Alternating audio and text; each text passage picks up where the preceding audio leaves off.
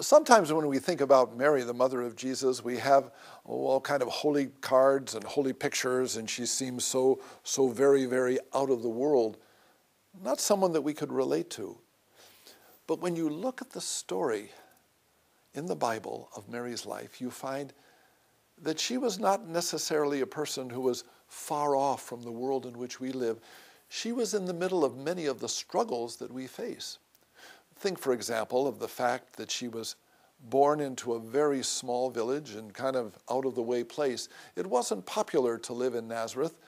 It seems that even from the life of Jesus, one of the disciples says, "What good can come from Nazareth?"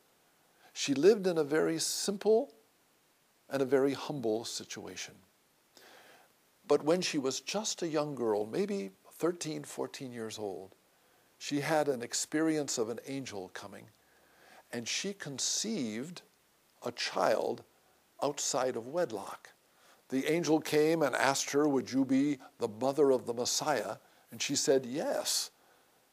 And there wasn't a man that came in and had intercourse with her, but it was through the Holy Spirit that she conceived. Now, she was about ready to be married. She was engaged to a man by the name of Joseph. And all of a sudden he discovers that she's pregnant.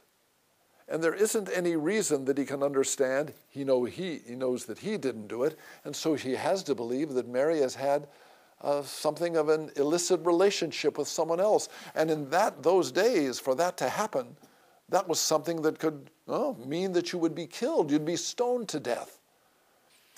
Imagine this. Mary was loving God, listening to what God was saying to her, and she said, "Yes, yes, God, I will do your will." And she conceives a child, but now she has to face the fact of all of a sudden Joseph wondering, "Oh my gosh, she was unfaithful," and all of her family thinking one thing. Well, remember through the example of Mary that when God calls us, sometimes when we say yes to God, we experience a great deal of rejection, a great deal of misunderstanding. But through the story of Mary, may we never think that we are alone.